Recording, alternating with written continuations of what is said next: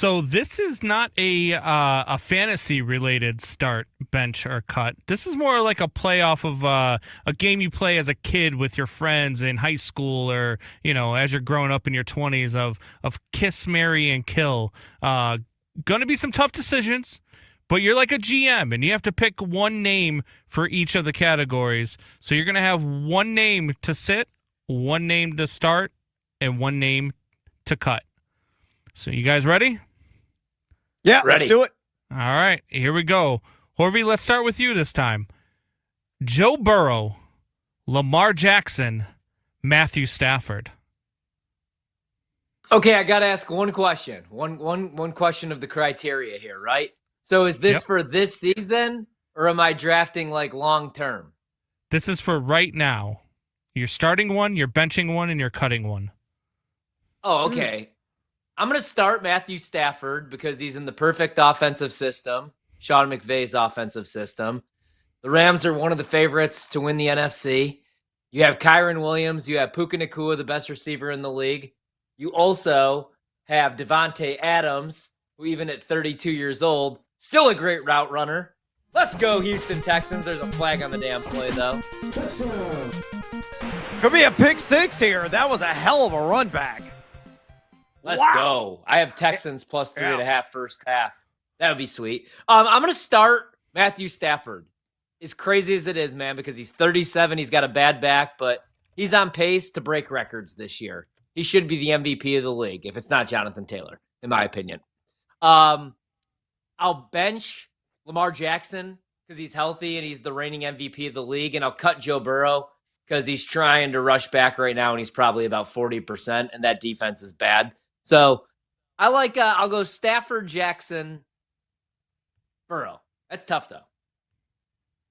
Yeah, it really is a tough one. I'm going to cut Lamar Jackson, quite frankly, from that group. Guy that's looked, human. And especially you saw it last week in Cleveland with the multiple overall turnovers, not running nearly as much or as effectively as we've seen in years past. I think he's taken a step back and regressed a little bit this season. I'm also going to start Matthew Stafford. I'm going to leave Burrow on the bench. If you get a fully healthy Joe Burrow, and the key for him is just getting protection. And, that's the $64,000 question for the Bengals.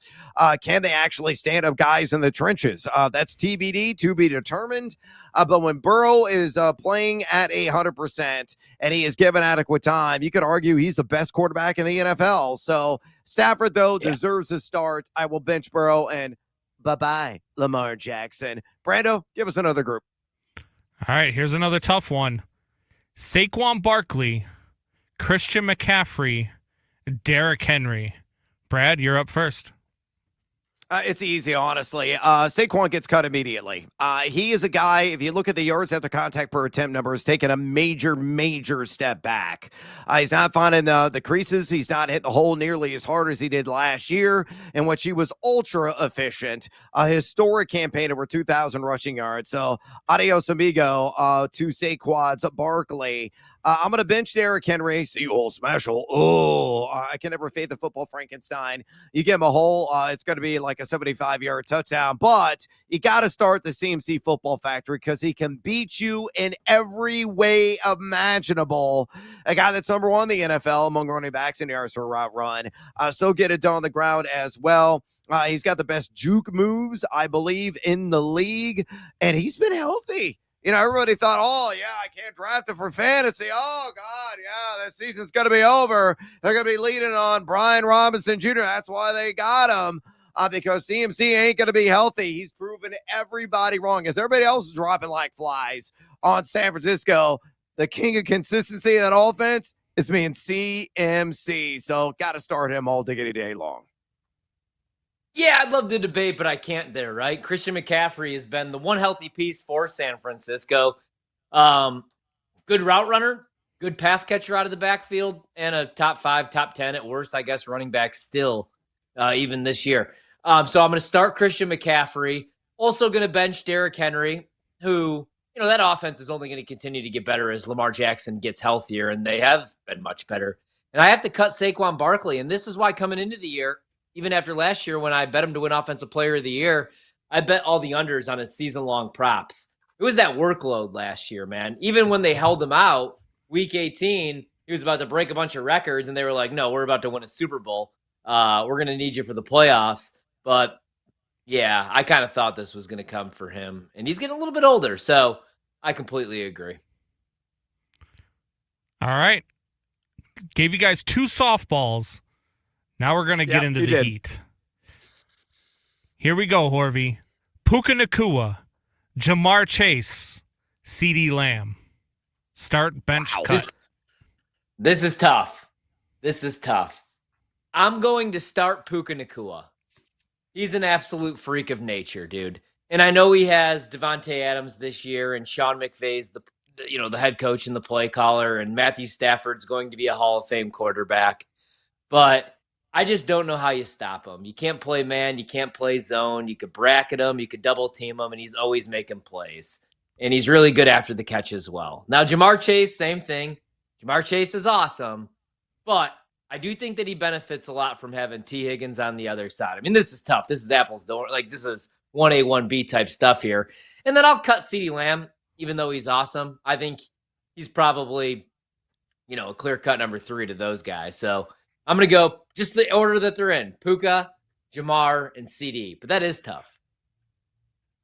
I'm going to disagree wholeheartedly with you on this one. It is a tough decision, but we got to make these clear-cut decisions, and I'm going to go with Jamar Chase. I'll slip a ring on him all day long. I think he is start material in my mind. He's the best wide receiver in the league. I think he's one of the most elite route runners in the league, and his hands highly reliable, and a guy that can maybe find a spittoon if need be. So give me Jamar Chase as my top option. My bench is going to be CeeDee Lamb. Again, a du jour as well. Can run every single route in the tree. Very sure-handed. Has elite separation skills. He's got to be my second option. And I'm going to cut Puka Nacua. And the only reason why, look, I agree with everything that Ryan said, but the downside with him, he's injury prone because he's so physical. So I think that is the separation than the other 2 elite guys. But yeah, very tough. Chase, Lamb, Puka, in that order for me. All right, let's talk some tight ends. We got some really good ones in the league right now.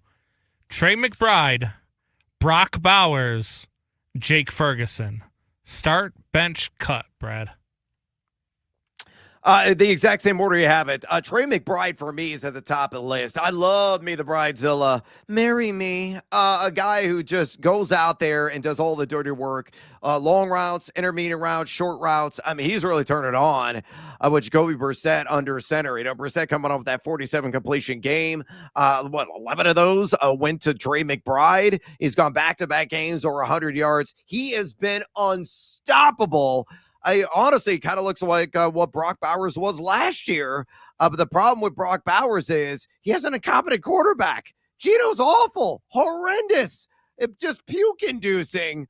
So it's a bit of a knock. I'm going to put him on the bench. And the last guy's got to be Ferguson. I know he's sure-handed. I know he's had a breakout campaign. He's a guy that does a lot of that work in the red zone, sticks like a sore thumb for Dak Prescott in those situations, but a clear-cut third in my mind on this list. So give me McBride, Bowers, Ferguson, start, bench, and cut Horvat. Yeah, I mean, I got to go. I have to start Trey McBride. The only issue last year was the touchdowns, but this season, 7 touchdowns, man, and looks much better with Jacoby Brissett behind center. Already 71 grabs, 718 receiving yards. So I got to go McBride. Now, Bowers has been beat up when he's fully healthy. I mean, he was only a rookie last year, and he looked like a first-ballot Hall of Famer. So I think he's number 2, and then Ferguson's number 3. All right, let's go defensive players here. Let's go Denzel Ward, Pat Surtain II, and Jalen Ramsey. Start, bench, cut. Horvy? I'm going to start Pat Surtain, who is the best corner in the league.